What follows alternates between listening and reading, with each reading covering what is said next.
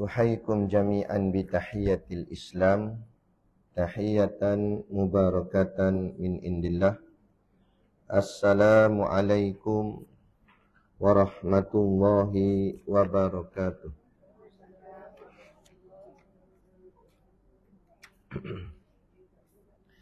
Ila hadrati sayyidina wa habibina wa syafi'ina Muhammadin sallallahu alaihi wasallam, wa ila arwahi abaihi wa ikhwanihi minal anbiya'i wal mursalin, salawatullahi wassalamuhu alaihi wa alaihim ajmain, wa ala ali kulli wassahabati wal qarabati wa tabi'in wa tabi'it tabi'in bi ihsanin ila yaumiddin, wa ila arwahi walidina wa muallimina wa zawil hukuki alaina ajmain, wa khususan ila hadrati al-alim al-alamah al-syaikh al-imam al-Ghazali, syai'un lillahi lahumul fatihah.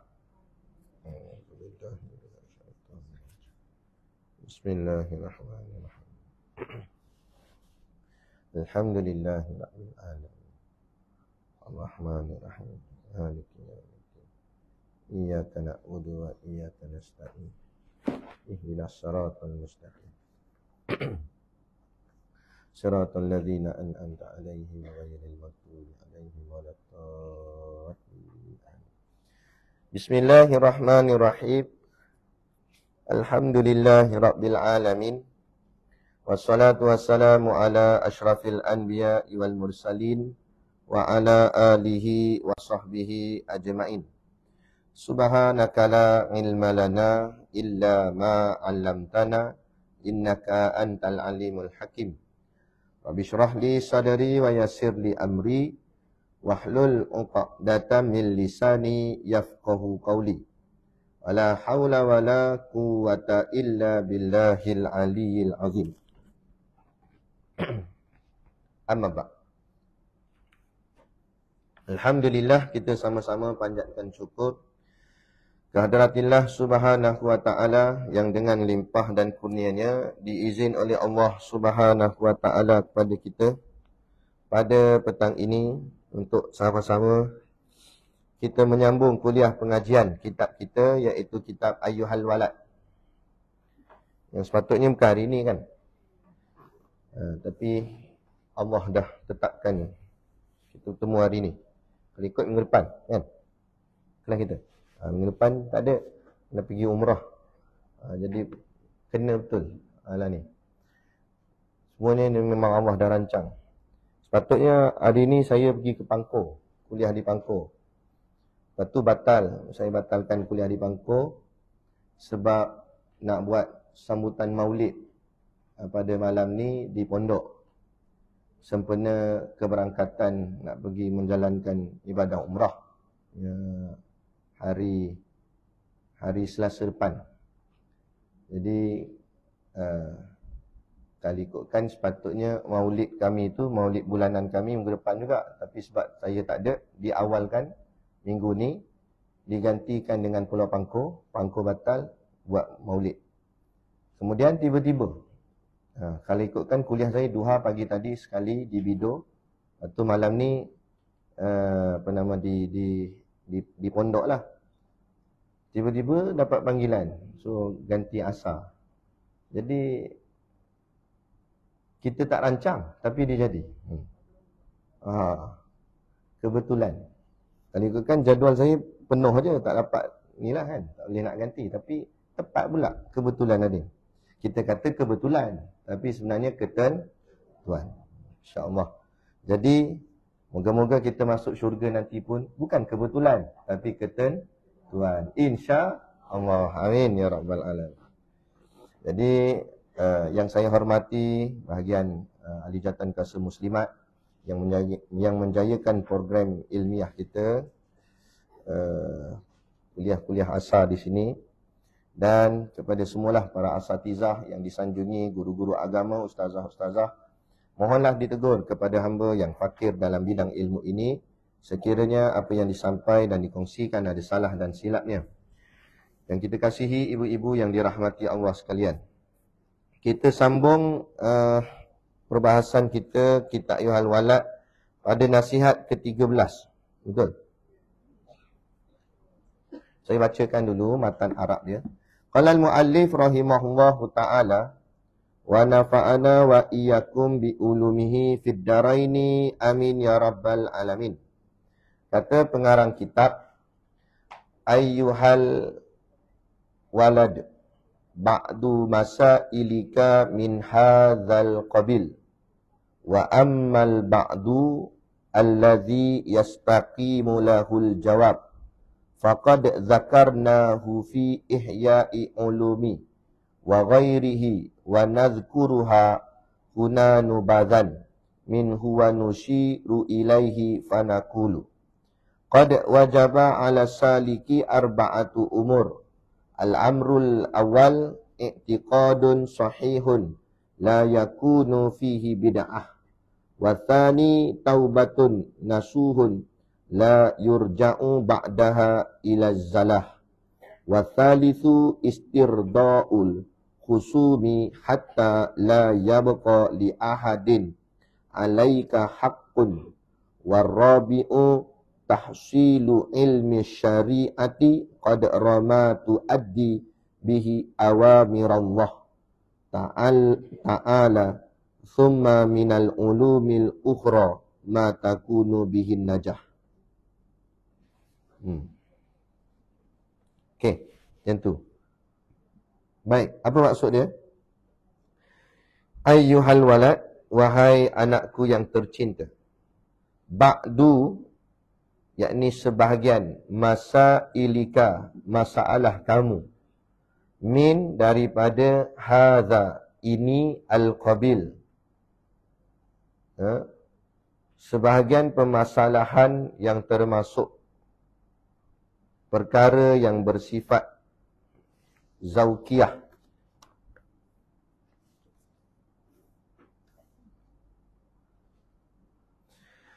Wahai anakku, sebahagian di antara permasalahan ini maksudnya pertanyaan-pertanyaan anak muridnya, yakni anak murid Imam Ghazali, termasuk dari arah ini, qabil, arah ini, yakni persoalan rasa, yakni yang disebut sebagai zauqiyah. Daripada ini pihak, yakni soalan yang tidak mungkin jawapannya dengan perkataan. Maksud dia sini, ada tulis kat kitab yang saya sebut ni. Tak ada. Oh, dia skip. Sebenarnya ada ayat sikit sebelum tajuk tu. Dia kata, Imam Ghazali kata pada anak murid dia, sebahagian daripada masalah kamu ataupun persoalan-persoalan yang kamu tanya kepada guru ni, yakni Imam Ghazali, ada perkara yang jawapannya dalam bentuk zauqiyah. Zauqiyah ni maksudnya perasaan. Maknanya senang cerita macam ni lah. Ilmu ni kadang-kadang dia dalam bentuk zauqiyah, kadang-kadang dalam bentuk kalamiah. Kalamiah ni maksudnya perkataan. Kadang-kadang ilmu ni dalam bentuk penulisan, dalam bentuk percakapan. Ni macam kitab kita belajar ni, yang bertulis ni ilmu. Yang saya sebut ni pun ilmu. Jadi itu sebut kalamiah. Kalamiah ni maksudnya percakapan ataupun apa yang tertulis. Itu kadang-kadang ilmu dalam bentuk begitu. Ada juga ilmu yang berbentuk zauqiyah. Zauqiyah ni maksudnya perasaan. Perasaan di sini maksudnya dalam ibadah tu sendiri. Kita belajar secara teorinya, kita belajar cara-cara mengerjakan solat. Sebagai contoh. Kita pun belajar diri macam mana, rukuk macam mana, apa semua. Itu belajar pula syarat dia, rukun, apa sebagainya lah. Kita belajar itu dalam bentuk teori. Kemudian kita melaksanakan apa yang kita belajar tu. Ingat Tujuan belajar adalah kerana untuk beramal. Ikhlaskan hati itu begitu. Tujuan belajar kerana nak beramal. Bukan tujuan belajar kerana nak kata kat orang bahawa kita ni belajar ataupun kita ni alim. Jadi nanti kita terpesong atau tersalah niat dalam menuntut ilmu. Jadi banyak mana ilmu kita mengaji, sepatutnya setara itu juga kita punya amal. Tapi kalau ilmu kita banyak mengaji, bagus. Tetapi ilmu tidak setara dengan, amalnya tidak setara dengan ilmunya. Itu something wrong. Itu masalah. Faham tak? Maksudnya contoh, kita belajar solat tahajud, tapi kita sendiri tak bangkit tahajud. Jadi itu masalah. Bermakna, habis yang kamu belajar tu untuk apa? Sedangkan belajar ini untuk beramal. Itu yang pertama. Jadi bila kita belajar dalam bentuk kalamiah tadi, cakapan dan tulisan, dan kita amalkan apa yang kita belajar tu, hasil daripada belajar dan beramal itulah, kita belajar, lepas tu kita beramal, maka akan datang satu lagi yang dinamanya zauqiyah, iaitu perasaan. Contoh dalam bab solat tadi, kita buat contoh solat tadi. Kita belajar secara teorinya dengan guru-guru, dengan ustaz-ustaz, ustazah dan sebagainya. Cara semayang gitu gini, syarat, rukun dan sebagainya. Kemudian balik ke rumah pun kita amal lah. Kita semayang. Maka dalam tempoh belajar tu, sampai satu masa nanti Allah akan turunkan dia punya zauq. Zauq tu maksud perasaan. Sehinggalah kita merasa akan kelazatan solat tu. Kita merasakan khusyuknya. Kita rasa sedapnya. Itulah satu ilmu yang berbentuk rahsia. Itu yang dipanggil ilmu zauqiyah. Itu panggil ilmu zauqiyah. Dalam hadis Nabi kata, Man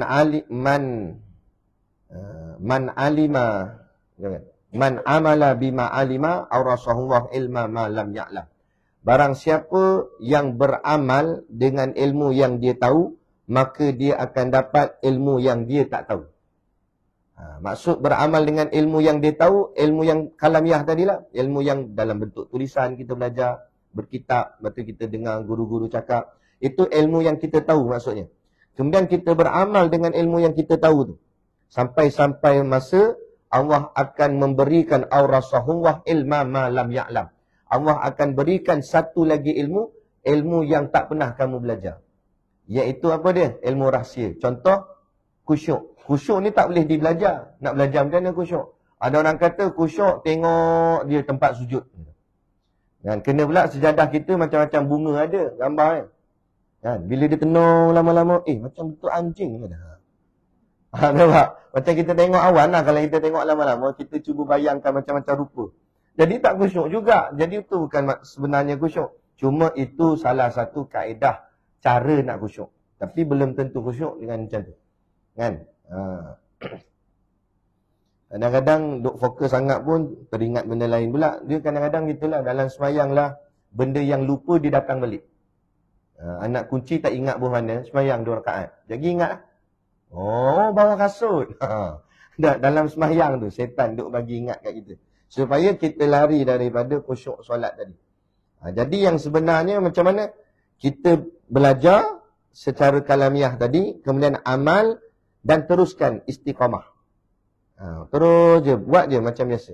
Buat sampai satu masa. Bila Allah dah tak, Allah cakap, Allah tahu kita ni dah bersedia untuk menerimanya. Maka Allah akan kurniakan satu lagi ilmu yang namanya ilmu zauqiyah namanya. Iaitu ilmu perasaan. Sehingga kan kita dah rasa lazat dan sedap ibadah yang kita buat. Contoh macam mengaji ni lah. Kan? Kita ikuti kuliah ni. Mula-mula tak pergi, kawan ajak. Pergilah ikut-ikut kawan dulu mula-mula. Kan? Kita pun belajar. Lama-lama sonok. Belajar tu jadi sonok. Sampai bila belajar tu dah jadi sonok. Kalau kawan dia tak pergi pun dia pergi. Pada awal dia belajar tadi ikut kawannya. Tapi lama-lama bukan kerana kawan dah. Tapi kerana aku memang nak mengaji. Sebab aku rasa kelazatan menuntut ilmu tu. Sedap. Sampai-sampai bila lalu depan masjid je dia teringat. Tu kelas gitu sih. Rasa tak sabar. Sekejap-sekejap telefon ustaz. Bila lagi kelas? Tak kata bulan depan. Sabarlah. Kan contoh. Sebab apa? Dah kelazatan ni. Macam benda yang sedap lah. Kalau kita makan satu makanan yang sedap, nak beli lagi tak? Macam tu. Tapi kalau kita rasa belum lazat, tapi jadi mana kata kita kena mujahadah lagi. Kena usaha lagi. Paksa-paksakan diri. Mula-mula bermula dengan paksa. Sampai satu tahap dia dah rasa seronok. Dia rasa sedap dengan amal-amal ibadah ni. Mengajinya, sembahyangnya, macam-macam lah. Kalau Tok Guru Siddiq Noh, guru kita lah, guru saya. Ya, dia dah rasa kelazatan menyampaikan dakwah. Kuliah gini. Sampaikan kadang-kadang sehari tu kuliah sampai 4, 5, 6 kuliah. Kalau tengok memang letih. Tanya dia, Tok Guru tak letih ke? Dia kata bohong lah kalau anak kata tak letih. Anak pun manusia juga. Tapi apa? Sebab benda sedap. Macam makanan lah. Kadang-kadang makanan yang sedap ni nak buat dia lah lama. Bahan banyak. Nak gini-gini. Penat nak buat. Kan? Nak tumis lagi tu lah. Potong gini lah. Banyak benda nak buat. Tapi hasil dia sedap. Sanggup tak kita buat? Sanggup. Macam tu. Bila dah rasa kelazatan, walaupun penat, hilang rasa penat. Sebab apa? Sedap. Sehingga kan kata guru kami, Tok Guru Siddiq Noh, dia kata, Ana kalau tak kuliah demam, dia kata. Jadi sakit pula. Kalau kuliah tak demam. Kan? Tapi kalau tak kuliah, demam. Kita terbalik. Kuliah demam. Itu kita. Sebab apa? Kita belum rasa kelazatan dia. Tak pergi kelas. Batuk kata. Batuk pula. Macam tu. Baik. Itu yang disebut sebagai zauqiyah. Jadi itu. Dia kata, ba'du masailika min hadzal qabil, sebahagian permasalahan termasuk perkara yang bersifat zauqiyah. Wa ammal ba'du, dan ada pun ba'du sebahagian lain lagi, allazi yang yastaqimu, dijawab baginya, lahu yang berdiri baginya, al-jawabu, yakni yang boleh dijawab dengan kata-kata. Maksudnya tadi macam saya sebut tadi sama je sebenarnya. Ada kadang-kadang ilmu ini dia tak dapat nak dijawab dengan perkataan, tapi dia jawab dengan zauqiyah, dengan perasaan. Contoh macam pelajaran kita yang lepas, ingat tak? Pelajaran yang lepas. Minta maaf cakap lah, contoh yang dia buat tu, dia kata, kan kawan dia tanya, kawan dia seorang lagi, macam mana? Apa rasa kamu bila kamu dah berkahwin? Tentang rasa, minta maaf cakap, jimat tu. Jadi dia kata, mana boleh cerita, kan? Dia cakap kan, mana boleh cerita. Ingat tak kelas yang lepas? Ke tak ingat dah? Ingat. Macam tu, itulah maksud zauqiyah tu. Benda rasa ni tak boleh nak cerita kat orang. Contoh, macam mana hang rasa khusyuk dalam solat? Boleh cerita tak khusyuk tu macam mana? Payah, tapi dia khusyuk lah, kata. Tahu dah tak macam mana? Khusyuk lah. Tak boleh nak cerita. Boleh cakap je. Khusyuk lah, tapi macam mana khusyuk tu? Melainkan bila orang tu dapat, dia tahu.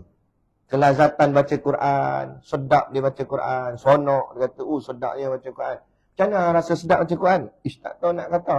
Tapi sedap lah, aku baca sedap.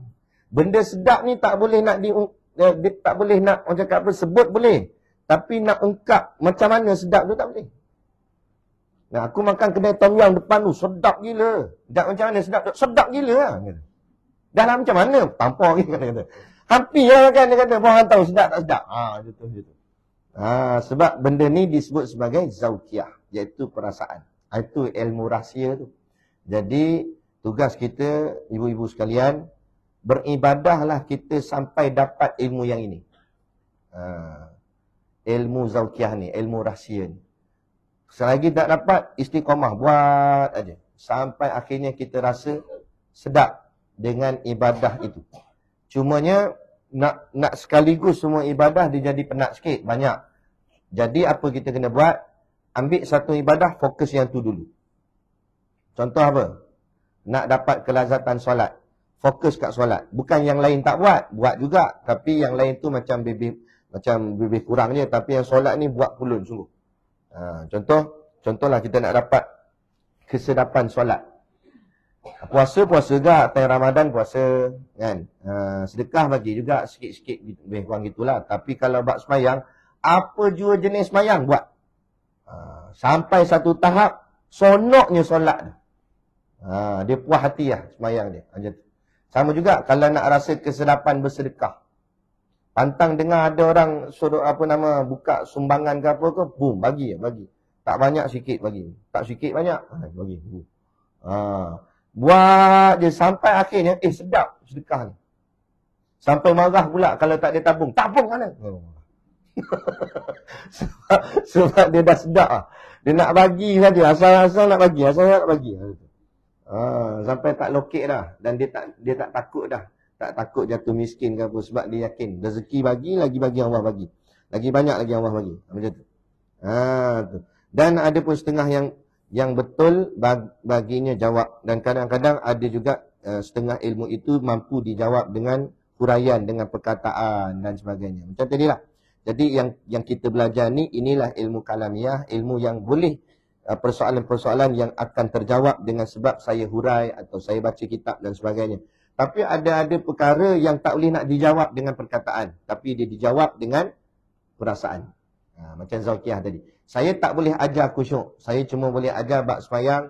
Dan sehinggalah kita semayang sampai dapat khusyuk. Khusyuk tu Allah sendiri yang akan mengajarnya. Itu yang dipanggil ilmu laduni. Apa maksud laduni? Ladun artinya sisi. Ya belakang ni tu maknanya aku. Di sisi aku. Maknanya dia belajar tu di sisi Allah terus. Ilmu tu dia dapat direct terus daripada Allah. Bukan daripada mulut guru apa sebagainya. Sebab guru tu sendiri pun tak boleh nak memberi ilmu-ilmu rahsia tadi. Contoh khusyuk dan sebagainya, kelazatan tu saya tak mampu bagi. Saya cuma boleh cerita saja. Adapun yang memberinya, anugerahnya adalah daripada Allah Subhanahu Wa Taala. Gitu. Habis macam mana nak buat? Kata guru kami, sediakan cawan, Allah tuangkan airnya. Maksudnya macam tu. Maka kita sediakan tapak ibadahnya tu. Buat je ibadah tu. Sampai masa Allah akan tuangkan cahaya kelazatan ibadah tu kepada kita. Sehingga kan bila dah dapat lazat ni, dia tak boleh nak tinggal. Perasan tak? Biasa tak tengok Syekh Zainul Asri ceramah dia. Agak-agak berapa kali dia selawat. Sampai dah jadi biasa. Bukan dibuat-buat. Kalau kita mungkin dibuat-buat. Tapi dia dah jadi biasa. Cakap sikit, Allahumma salli ala sayyidina Muhammad. Allahumma salli. Malah bukan hanya dalam kuliah. Saya biasa pergi jumpa dia pun dalam sembang. Bila-bila pun. Memang duduk selawat situ. Sebab apa? Sebab dia dah merasa kelazatan selawat. Sampai tak boleh lepas. Tak boleh hilang di mulut dia. Sebab benda dah rasa kemanisan dia. Kita macam tu juga. Cubalah buat apa-apa benda yang boleh mendatangkan manisnya ibadah kita kepada Allah Subhanahu Wa Taala. Begitu. Baik. Kemudian lagi kata dia, kata Imam Ghazali, faqad zakarnahu fi ihya'i ulumiddin. Dan lagi perkara-perkara itu, yakni perkara-perkara ilmu ini, banyak dah Imam Ghazali kata kat anak murid dia, aku dah sebut di dalam kitab Ihya' Ulumuddin. Kitab Imam Ghazali yang paling tersohor, yang paling hebat, iaitu kitab Ihya' Ulumuddin. Kitab Ihya' Ulumuddin ni kitab Arab. Jadi kalau kita nak mengajilah kitab Sairus Salikin. Kitab Sairus Salikin saya baca di sini juga, di masjid ni juga, tapi kuliah maghrib. Kuliah maghrib yang kuliah umum maghrib tu, tu kita baca kitab Sairus. Kitab Sairus Salikin tu sebenarnya kitab Ihya' Ulumuddin. Cuma Ihya' Ulumuddin tu Arab, Sairus Salikin tu terjemahan dia. Yang telah diterjemahkan oleh Syekh Abdul Samad Al-Falimbani. Jadi kalau nak belajar, yang disebut dalam ni dia kata, iaitu kitab Ihya' dia kata. Dan lagi kata Imam Ghazali lagi, wa ghairihi, dan lain-lainnya, dan kitab-kitab Imam Ghazali yang lain juga bacalah. Banyak lagi kitab Imam Ghazali yang hebat-hebat, antaranya kitab Minhajul Abidin. Minhajul Abidin pun sedap kalau kita belajar kitab tu. Sonok. Itu antara lagi Bidayatul Hidayah. Bidayatul Hidayah ni pun sama juga. Bidayatul Hidayah ni bahasa Arab asalnya. Kemudian diterjemahkan oleh ulama kita, iaitu Syekh Abdul Samad juga, dinamakan kitabnya Hidayatul Salikin. Yang tu pun ni juga ilmu-ilmu tasawuf. Kita belajarlah kitab-kitab macam tu. Cari guru-guru yang boleh baca kitab tu, kita belajar. Wa nadhkuru hahuna nubadhan minhu wa nushiru ilaihi fanaqulu. Dia kata, maka sesungguhnya kami telah sebut akan dia di dalam Ihya' dan lainnya, daripada barang yang aku karang akan dia, Yang ni kitab tu. Maka tuntut olehmu daripada demikian tempat itu. Jadi kalau kamu nak, kamu pergi belajar kitab tu, dia kata. Dan kami sebut di sini, gitu. Dan kami sebut di sini, qad wajaba ala saliki arba'atu umur. Akan sesuatu yang sedikit daripadanya dan kami isyarat kepadanya, maka kami berkata, sesungguhnya wajib atas salik. Belum masuk dah dekat kitab yang ada pada ibu-ibu sekalian tu. Dia kata wajib ke atas orang yang salik. Apa salik? Tengok dalam kurungan dia kata menjalani jalan akhirat. Okey, menjalani jalan akhirat. Yakni orang yang salik tu, tambah sikit syarah dia. Yakni orang yang salik itu ialah orang yang berjalan pada jalanan akhirat untuk sampai kepada Allah. Di istilah namanya dipanggil salik. Orang yang sedang berjalan nak mendekatkan dirinya kepada Allah untuk sampai kepada Allah. Maksud sampai pada Allah ni bukanlah Allah, lepas tu dia pun sampai ke Allah. Bukan begitu. Tapi maksud sampai kepada Allah ni sampai hatinya betul-betul menjiwai dan merasai dan Allah bersama dengan dia.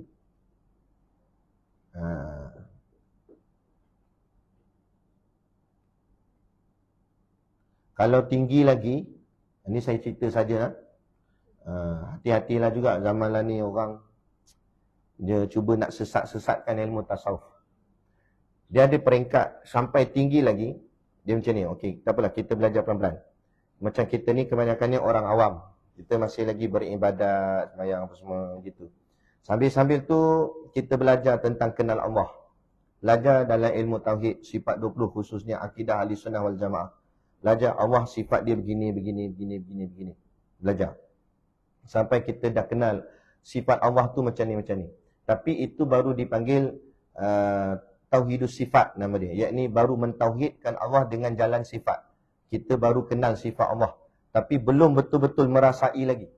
Sampai kadang-kadang dalam pengalaman hidup kita, kita akan merasai.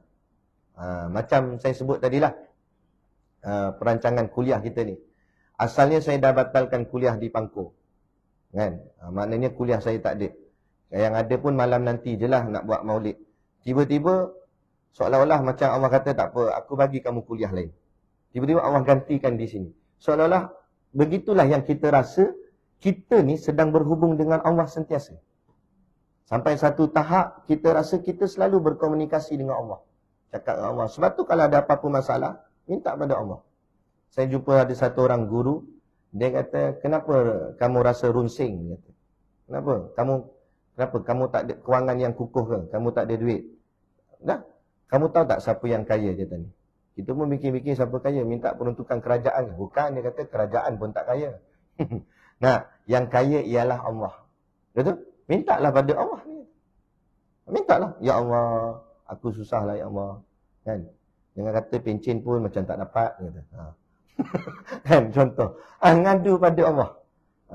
Kita ni suka banyak mengadu pada makhluk. Makhluk boleh buat apa? Tulis pula di Facebook lah tu. Tulis masalah hidup lah gitu gini. Dan dia boleh buat apa? Orang paling tidak pun like. Lepas tu komen saya yang first komen dia kata. Itu dia komen. Ataupun paling tidak dia komen apa? Betul-betul. Sekarang ni hidup susah dia kata. Itu je lah. Dia bukan dia boleh buat apa pun. Bukan dia bantu apa pun. Jadi yang boleh tolong kita semata-mata Allah. Mintalah pada Allah. Cakaplah dengan Allah. Banyak kan. Dia sampai satu tahap. Kita akan perasan. Kalau kita hidup kita ni salik. Yang kata tadi salik ni. Berjalan pada Allah. Sampai satu tahap nanti. Kita akan makin kurang bercakap dengan makhluk, tapi kita banyak bercakap dengan Allah. Tapi macam kita lah ni masih lagi banyak bercakap dengan makhluk. Sebab sebelum kelas tadi saya duduk tepi ni. Saya sampai awal dah. Saya duduk. Maksudnya dia bercakap dengan makhluk lagi lah. Tapi insyaAllah. Jangan marahan korang. Kan? Maknanya gitu. Ya betul sampai setahap kan. Tak tahu nak sembang apa dah dengan makhluk ni. Aku nak cakap dengan Allah. Tapi bukanlah sampai diam sangat orang nak cakap pun tak mau cakap. Mina, ni apa, macam mana, subhanallah, subhanallah. Bukanlah macam tu. Sampai menyombong dengan orang, bukan dia. Sembang kan boleh sembang, tak ada masalah. Tapi kalau benda yang rasa tak perlu nak cakap, dia tak cakap. Diam lebih baik gitu. Sebab apa? Sebab hati dia lebih berpaut dengan Allah daripada dengan makhluk. Ya, ya.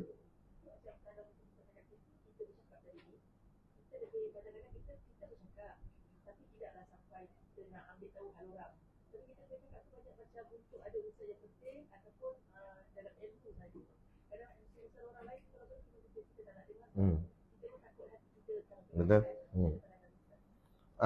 Dia bukanlah maksud saya suruh diam tak cakap gitu. Sebab saya pun banyak cakap.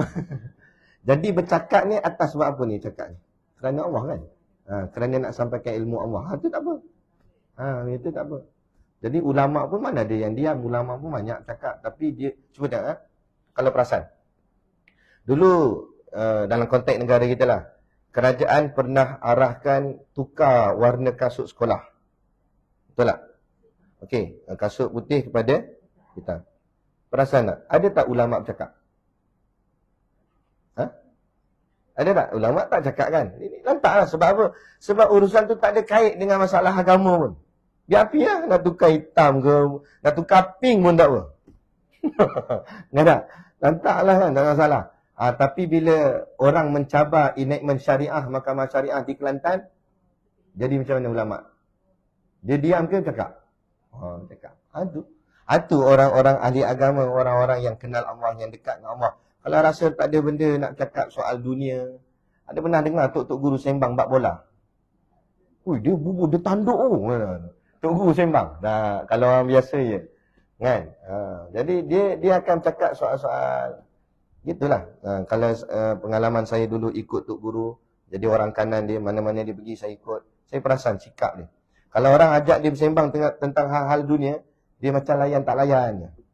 Kan? Ada sekali tu pergi kat satu tempat, ada seorang tu bekas pemain bola kebangsaan. Maknanya player negara ni. Mana orang kenal lah. Kan? Lepas tu orang tu pun pelawa lah kat tok guru. Kata, tok guru ni saya kenalkan. Ini bekas pemain bola negara kita. Tunggu tengok. Gitu. Gitu je lah. Kalau gitu, selfie. Dia tak heran. Lantak ambil. Nak main kebangsaan ke, nak main wakil planet Pluto ke, aku tak heran. Kan? Tapi bila berkait dengan agama, tok guru, ini ulama kita daripada Syria. Tengok dia terus salam peluk cium. Sebab apa? Sebab ni ahli agama. Tu beza. Kalau kita jumpa datuk macam mana? Datuk, sihat datuk. Jumpa tok guru, lebih kurang. Macam mana? Tu kadang-kadang kan kita sediakan layanan tu pun kadang-kadang sedih lah juga. Bila datuk datang tempat kita, jangan. Ikan siakap 18 rasa. Tengok. Tembikai tu dia boleh ukir buat bentuk bunga. Tembikai dia potong kok mana tak tahu. Dahsyat betul. Sebab apa? Sebab ni nak sambut VIP datang, datuk. Bila tok guru datang, macam mana? Ikan siakap ada kari pap tak ada rasa dia panggil. Kari pap anti oksigen orang panggil. Inti dia tu oksigen kosong, kekah kosong dalam. Tu lah lebih kurang untuk tok guru. Patut bukan macam tu, kita terbalikkan. Untuk alim ulama, ra'i gila-gila. Sambut kau-kau. Kan? Untuk VIP, lebih kurang sudah. Dia bukan heran pun, dia makan hotel 5 bintang tiap-tiap hari, sarapan pagi. Setakat kita punya hidangan, makan buang-buang gitu. Dia bukan hargai sebab dia orang kaya dah. Ni alim ulama. Kita jaga dia. Dia breakfast kat Australia. Makan tengah hari Jerman. Untuk main gitu kapal terbang. Ada orang hebat. Orang duit banyak. Kita tak. Biar kita nampak ulama yang hebat. Tu guru yang hebat. Kita sanjung dia. Walaupun dia mungkin nampak lekeh saja. Bukan ada duit sangat pun. Tapi ilmunya, kealimannya, waraknya, dekatnya hubungan dia dengan Allah. Sebab tu bila jumpa tok guru alim lama, minta tok guru tu doakan kita. Tok guru doakan kami, tok guru. Moga-moga istiqamah dalam menuntut ilmu, dalam beribadah, berkat doa guru ni, dia doa yang orang istilah kita panggil mulut masin. Doa ibu bapa dan doa guru. Lepas tu minta restu dan berkat ibu bapa bila kita nak buat sesuatu, dan juga minta berkat daripada guru. Sebab tu orang dulu-dulu Nak buat apa-apa pun, tanya Tok Guru dulu. Nak anak dia nak nikah kahwin, tanya Tok Guru. Tok Guru tarikh mana sesuai, ikut pendapat Tok Guru. Nak dapat anak, Tok Guru nak buh nama anak apa sesuai, semua. Supaya berkat. Kan? Sebab mereka ni, mereka alim ulama doa. Saya pun, saya perasan. Saya tak pernah bercita-cita nak jadi ustaz pun. Cuma kita belajar je lah. Belajar agama tu tujuannya nak betulkan diri. Tapi pernah satu kali Syekh Zainal Asri datang kat pondok kami. Saya tengah kalut-kalut nak sediakan makanan. Jadi kebetulan kereta dia sampai, kereta dia berhenti betul-betul depan saya. Kereta dia tu. Sepatutnya parking penceramah sebelah sana. Tiba-tiba kereta tu parking kat situ. Kat tempat kami nak masak-masak tu. Dekat depan saya pula tu. Bila dah sampai depan saya, Tok Guru kan duduk sebelah kiri, bahagian penumpang. Kita pun nampak, kita pun tolong buka pintu. Bila tolong buka, Tok Guru pun turun. Syekh Zainal Asri pun turun. Lepas tu saya salam, tangan dia cium. Lepas tu dia pernah sebut. Dia kata hari ni enta cium tangan Ana. Satu hari nanti orang akan cium tangan enta. Ana ingat ayat dia tu makbul sampai hari ni. Itu kata. Sebab tu kita kena selalu minta doa daripada mereka-mereka yang boleh kata hampir tak ada hijab permintaan dia dengan Allah. Mustajab. Doa, minta. Kita susah ke, sakit-sakit badan ke apa ke, mengadulah. Tok Guru tolong doakan saya ya. Kan, moga-moga dapat hadir selalu majlis ilmu, kuliah agama, solat jemaah ke apa dan sebagainya. Sebab badan saya sakit-sakit tu. Jadi Tok Guru doakan. Moga-moga saya kesihatan saya makin baik, makin elok. Bukan minta kat dia. Minta dekat Allah. Cuma minta dia tolong doa ke Allah. Itu panggil bahasa kita panggil apa? Kabel. Tu panggil kabel tu. Recommend. Istilah dia. Macam kita nak dapat job tu direct dengan bos bukan kenal kita siapa. Tapi ada kawan baik bos tu pakcik kita. Pakcik kita tolong recommend. Ini anak saudara aku ni. Kan? Hang aku pun kawan baik. Oh ya ke? Ambil terus. Tu recommend. Itu panggil bahasa kita lah panggil recommend.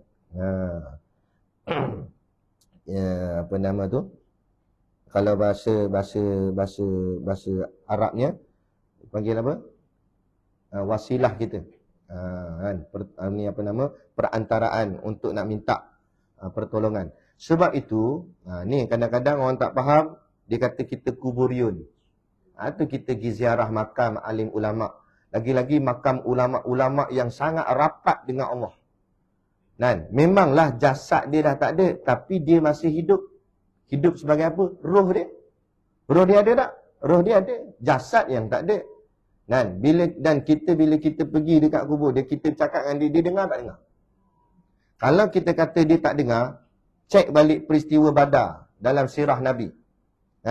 Nabi berdiri dekat kubur kaum musyrikin, yang mati dalam peperangan Badar tu, dihumbankan sekali kat dalam satu lubang.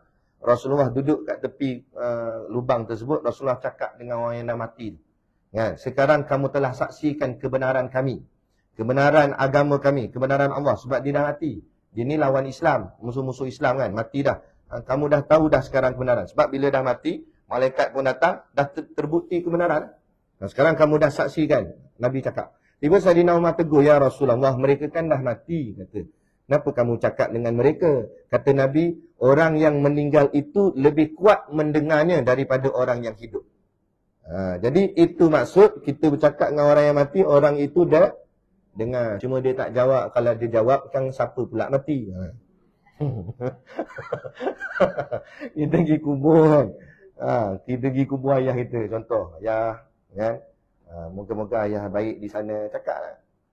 Tiba dengar, ya baiklah gitu. Oh sudah. Ada buat kan. Pengsan tu kat situ. Dia tak jawab lah. Allah hijabkan, tak bagi dengar. Tapi dia dengar lah. Sebab tu kita digalakkan ziarah kubur. Ziarah kubur ayah kita, mak kita. Dia ada situ. Kita cakap dengan dia. Kan? Cakap dengan lagi-lagi makam-makam ulama gitu. Tok Guru, Syekh, kan? Tolonglah doakan untuk saya kepada Allah. Moga-moga saya ni jadi orang yang baik. Moga-moga saya boleh jadi contoh macam Syekh, nak ikut macam Syekh. Gitu, pergilah ziarah. Kalau mampu pergi ziarah wali-wali perempuan pun ada, macam Rabi'atul Adawiyah kan? Dari kalangan wanita kan, boleh-boleh jadi macam mereka itu. Gitu. Jangan dengar pahaman Wahabi. Wahabi merepek, dia kata tak ada. Tak ada lah.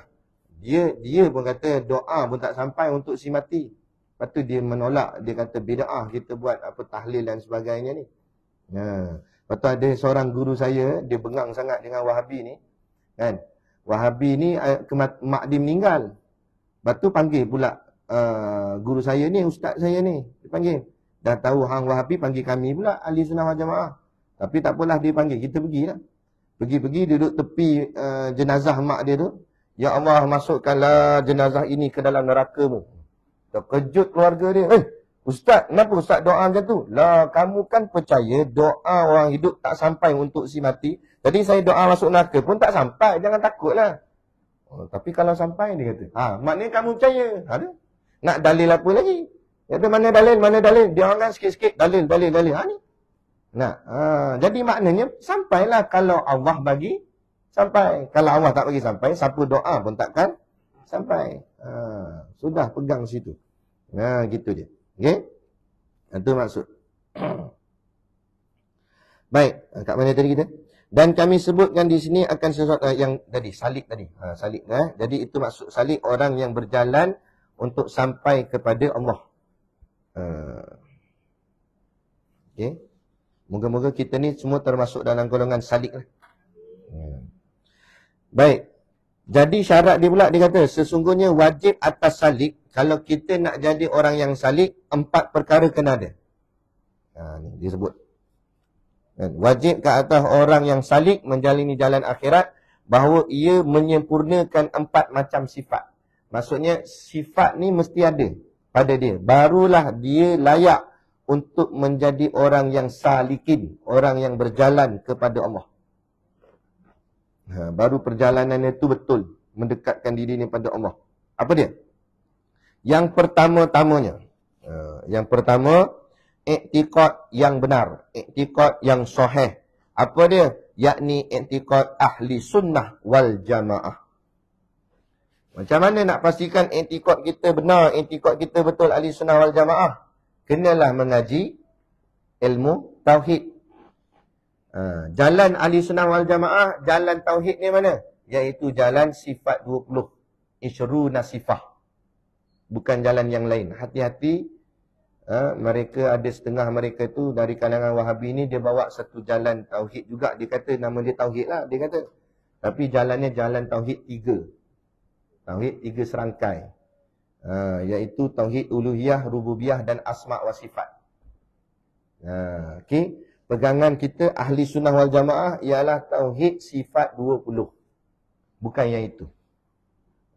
Walaupun begitu, ada pandangan ulama' dan pandangan Tok Guru, macam Tok Siddiq Nur sendiri pun, dia tak terus menolak tauhid 3. Selagi mana huraiannya betul. Kalau huraian tak betul, itu memang tak terpakai.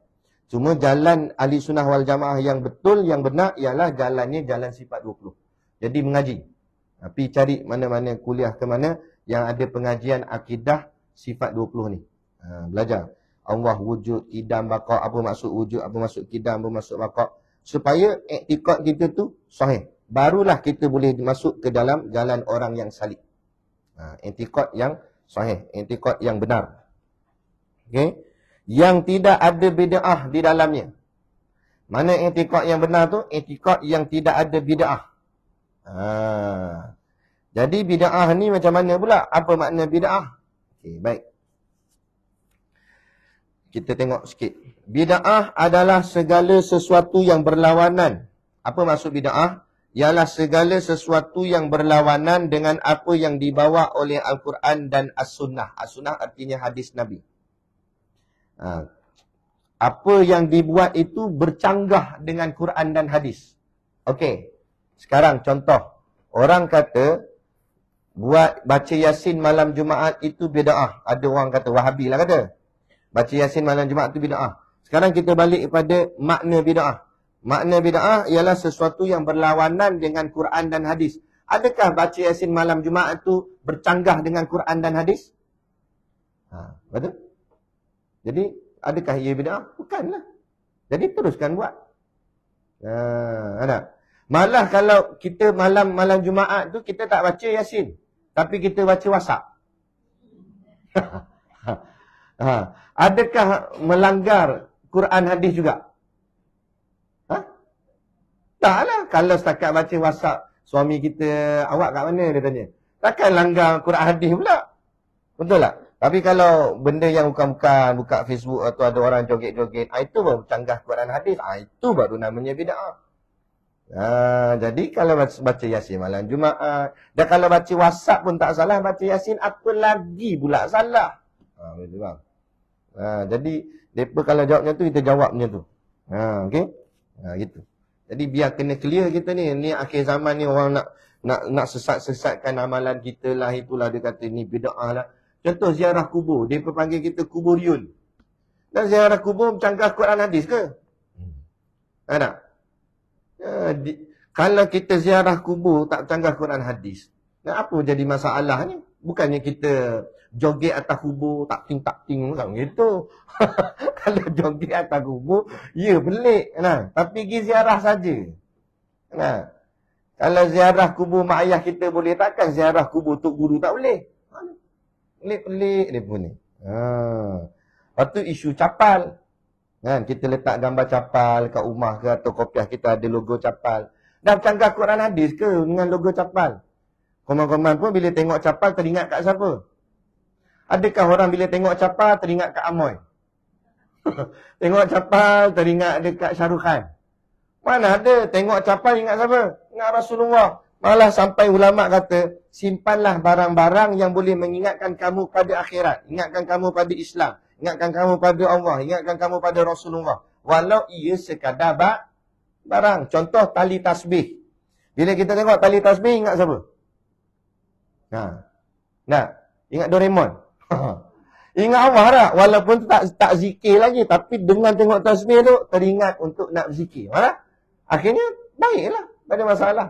Itu yang dia gantung dekat side mirror tu. Kereta dia tu gantung kat atas tu. Tapi zikir tak juga gantung aja. Ada mak. Kan? Contoh. Itulah nak bagi kita sentiasa ingat. Contoh nak bagi ingat pada mati. Simpan apa? Nak ingat pada mati. Simpan kain kapan. Letak belakang pintu. Asal nak tidur kan, tutup pintu nampak Allah kapan siapa pula tu. Ataupun buat ni tempah batu nisan. Boh nama siap situ. Cuma jangan boh tarikh lagi lah. Takut betul je. Nama je. Waktu boh depan rumah. Asal masuk rumah tu Allah batu nisan. Kata nama aku buat tu. Jadi ingat mati. Ataupun paling-paling tidak kan ada orang duk share dalam WhatsApp group kita ni, bila berlaku kematian orang buat gambar hitam putih. Orang pun tulis ni hadiahkanlah Al-Fatihah gitu. Lepas tu tertulis nama. Bagi tahu kat anak-anak balik ni, tolong ni bang, tolong tukar gambar ni buh gambar mak sini. Letak gambar kita, buh nama kita. Muhammad Syakir bin Naswah Al-Fatihah. Setiap kali tengok rasa macam mana? Nak buat maksiat ke? Asal rasa nak ngumpat je tengok. Allah, tak ada cerita, tak ada topik dah kata. Balik. Jadi terhindar kita daripada nak buat perkara-perkara yang tak elok. Itu dengan cara mengingat begitu. Walaupun ianya sekadar barang, telefon barang. Gambar tu barang, batu nisan barang. Tapi dengan barang tu dapat ingat kepada Allah. Macam kita tengok sejadah. Bila tengok sejadah, ingat siapa? Ingat solat. Mana ada orang tengok sejadah, ingat nak tidur? Itu tengok selimut, nak tidur. Kan? Gitu. Okay? Baik. Jadi itu makna bid'ah, sesuatu yang berlawanan dengan Quran dan hadis. Serta tidak memiliki dasar dalam agama Islam dan tak ada sumbernya. Itu maksud. Makna ianya sesuatu yang direka. Ya, ia sesuatu yang direka. Okey. Ikut hukum syariah, orang yang berzina hendaklah disebat 100. Tapi ikut hukum sivil, orang yang terlibat dengan zina, rogol dan sebagainya, katalah contoh, saya pun tak tahu akta juga, tapi katalah contoh disebat dengan 5 sebatan. Bid'ah ke tak bid'ah? Itu baru namanya bid'ah. Sebab apa? Sebab bercanggah terus dengan Quran. Sedangkan Quran sebut azani wa zaniyatu fajlidu kulla wahidin minhuma mi'ata jaldah. Orang lelaki yang berzina, perempuan yang berzina, hendaklah engkau sebat mereka dengan 100 kali sebat. Allah sebut totok-totok jelas. Mi'ata, mi'ah tu artinya 100. Jaldah sebat, 100 kali sebat. Tapi kenapa hukum dunia, hukum negara, undang-undang negara ubah buat sebat 5, buat sebab 10, penjara 5 tahun, penjara 10 tahun. Dah mu ikut siapa? Tak ke itu namanya bid'ah? Bercanggah terus dengan Quran. Tapi kenapa puak-puak Wahabi tak lawan yang ini? Kenapa yang kita baca Yasin malam Jumaat, dia lawan sangat? Kita baca doa kunut subuh, tak kena. Itu tak kena. Salam lepas mayang pun dia kata bid'ah. Yang tu, yang kerajaan buat salah dari sudut undang-undang agama, salah daripada apa yang Quran sebut, mu tak nak lawan pula. Sebab apa? Sebab takut jawatan hilang. Jadi kalau kita kena tangkap, kita kena tangkap sama-sama.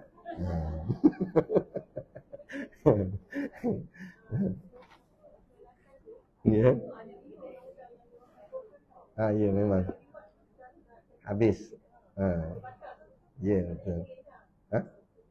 Bolehlah apa? Tak tahulah. Ini semua ada perancangan mereka ni. Perancangan geng sekular, liberal apa semua. Anti Islam ni. Nah, mereka tu kadang nama je Islam. IC dia Islam. Tapi tak suka dengan Islam. Kalau mu suka dengan Islam, takkan rasa nak cabar undang-undang Islam. Kan? Itulah. Tak apalah. Kita doa moga-moga diri kita dan keluarga kita selamat. Jangan ada keluarga kita yang jenis macam tu. Baik, itu dia. Bid'ah lagi itu mana bid'ah? Dinamakan bid'ah kerana orang yang mengatakannya telah membuat-buatnya tanpa dasar. Buat satu keputusan ataupun hukum hakam tidak mengikut daripada dasar agama. Tak ikut Quran, tak ikut hadis. Itu baru namanya bid'ah. Kan? Itu baru bid'ah. Allah suruh buat lain, membuat lain. Itu baru bid'ah. Bukan baca Yasin tu bid'ah. Kan? Bukannya tahlil tu bid'ah.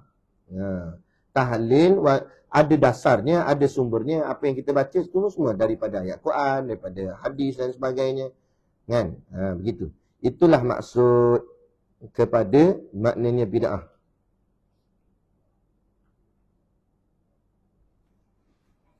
Seperti mana Nabi SAW sebut dalam satu hadis yang mafhumnya, sesungguhnya sebaik-baik perkataan adalah kitab Allah dan sebaik-baik petunjuk adalah petunjuk Nabi Muhammad SAW. Seburuk-buruk perkara adalah hal yang diada-adakan, yakni bid'ah, dan setiap bid'ah adalah sesat. Jadi hukuman yang direka-reka tadi itu adalah sesat. Maka kalau dilaksanakan juga, maka pelaksanaan itu sesat.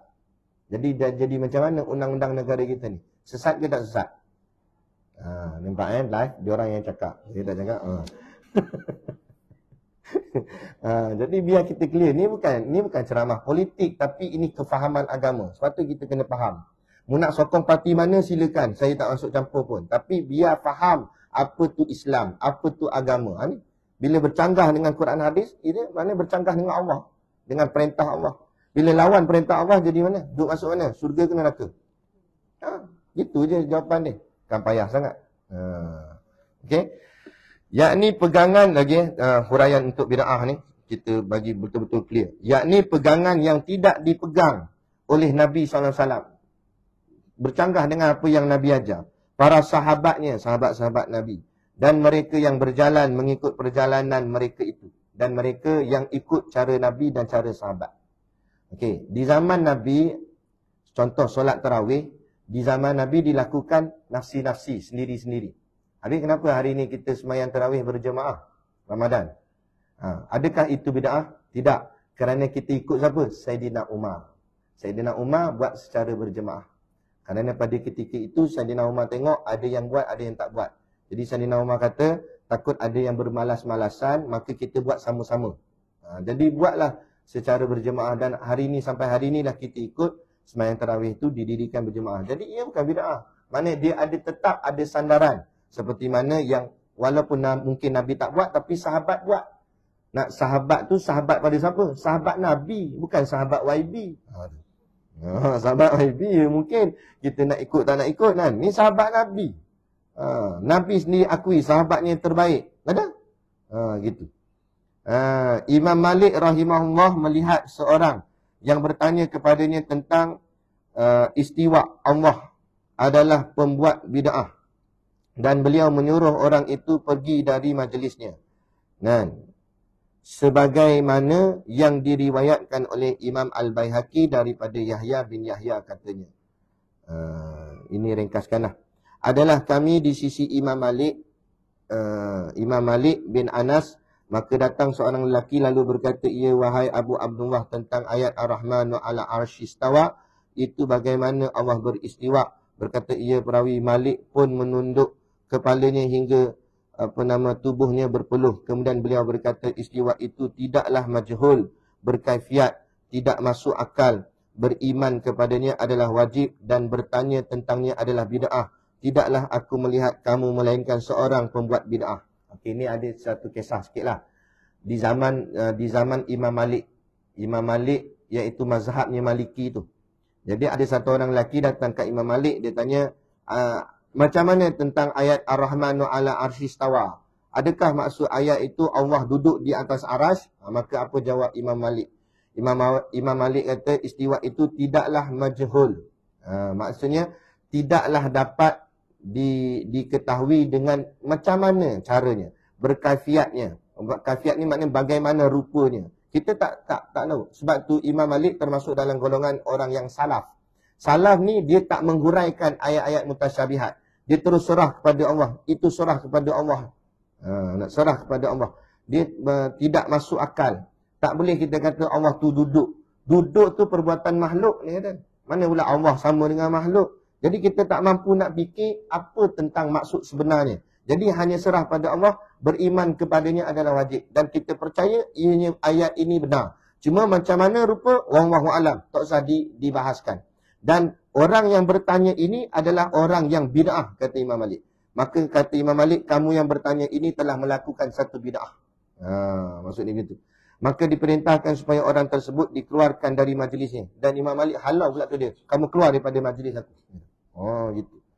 Sebab apa? Sebab tidak beradab. Tanya benda-benda yang saja nak cari pasal lah istilah dia. Gitu. Dan benda-benda yang macam tu, kan? Macam orang tanya contoh soalan-soalan bid'ah. Allah berkuasa tak masukkan bumi ke dalam lubang jarum? Soalan-soalan tu dipanggil soalan bid'ah. Soalan seperti seolah-olah macam nak pelekeh kuasa Allah. Allah maha kuasa. Allah boleh buat apa saja. Tak payah kata nak masuk bumi dalam lubang jarum ke apa ke. Lebih pada tu Allah boleh buat. Sebab Allah itu tu Tuhan. Jenis-jenis cakap begini. Cakap benda pelik-pelik gini. Jadi tak usah layan. Geng-geng macam ni tak usah layan. Gitu. Jadi itu pertama-tamanya, iaitu mesti iktikadnya itu iktikad yang sahih. Yang tidak ada bid'ah padanya. Seperti mana yang kita baca dalam kitab ni. Iktikad yang benar, yang tidak ada bid'ah di dalamnya. Maksudnya mengikuti akidah ahli sunnah wal jamaah yang betul-betul ya. Sebab hari ni semua mengaku ahli sunnah wal jamaah. Tapi betul ke dia ahli sunnah wal jamaah? Jadi macam mana nak buat? Mengajilah sifat 20. Itu pasti ahli sunnah wal jamaah betul. Dan ikutlah ulama'-ulama' kita. Dia Wahabi ni, hati-hati ya ibu-ibu sekalian. Wahabi ni gaya pakai dia sama je. Macam saya pakai jubah serban ni. Ada je Wahabi pakai macam ni juga. Jadi dia pun nampak macam tok guru juga. Kan? Tapi macam mana cara nak kenal dia? Cara dia berfikir. Kalau dia suka bid'ah, maknanya itulah Wahabi. Sikit-sikit buat ni bid'ah, buat ni bid'ah, buat ni bid'ah. Itu tanda-tanda ustaz tu, itu ustaz Wahabi. Jangan mengaji dengan dia. Saya pesan siap-siap ni, jangan mengaji. Sebab apa saya pesan ni? Di Manjung ada. Dan ustaz tu mengajar masjid surau. Kami dah mengadu pada jabat agama pun tak ada tindakan. Macam tu juga. Dan dia mengajar masjid surau. Dia bebas mengajar. Malah ada satu orang ustaz tu, dia mengajar di sekitar kawasan Manjung ni, yang saya dapat maklumat lah. Ada daripada seorang sahabat saya bagi tahu. Dia mengajar dalam kuliah dia, dia kata ayah dan ibu Nabi ni masuk neraka. Dia cakap tu dalam kuliah. Tapi nasib ada ustaz kita kat situ, Ustaz Ahli Sunnah wal Jamaah, dia mengaji Yaman. Dia terus bangun, dia ambil mic. Terus dia kata, okey kuliah kita dah habis, kuliah kita dah batal. Dan dia bagi tahu kat ustaz, ustaz hari inilah je ustaz datang masjid kami, bulan depan tak payah datang dah. Sebab dah tahu dah, ustaz ni fikrah dia bukan daripada Ahli Sunnah wal Jamaah. Maka hati-hati. Akhir zaman ni, orang nak sesatkan kita terlampau, ialah akhir zaman, nama pun akhir zaman. Jadi hati-hati. Okey? Jadi sebabkan kita berhati-hati, kita berhenti di sini dululah. Takut lajak lagi kan. Biskut tak dan beli nanti. Jadi kita berhenti di nombor 1 tu. Nombor 2 belum hurai lagi. Taubat nasuha tu. Tu belum hurai lagi. Nak cerita bab taubat tu pun panjang juga nanti. Jadi benda yang kita boleh buat ni tauhid tu dulu. Itu antara pesanan Imam Ghazali. Kalau kamu nak berjalan pada Allah, nak jadi orang yang salih, perbetulkan dulu akidah tu biar akidah yang sahih. Mengaji dengan ulama yang betul-betul. Bab tauhid kita ahli sunnah wal jamaah, khususnya tauhid sifat 20. Insya-Allah. Jadi cukup sekadar tu, wabillahi taufik wal hidayah. Assalamualaikum warahmatullahi wabarakatuh. A'udzubillahi minasyaitonirrajim. Bismillahirrahmanirrahim.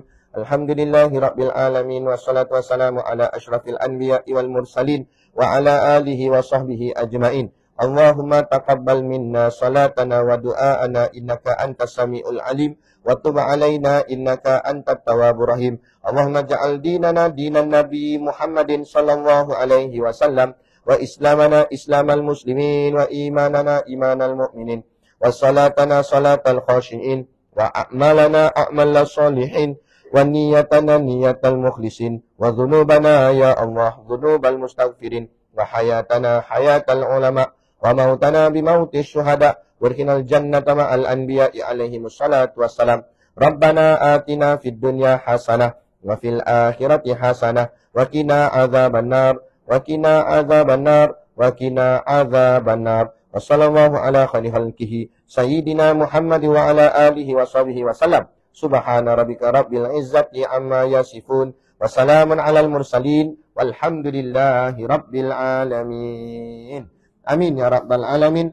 Taqabbalallahu minna wa minkum. Sama-sama. Selamat berpuasa Ramadan nanti.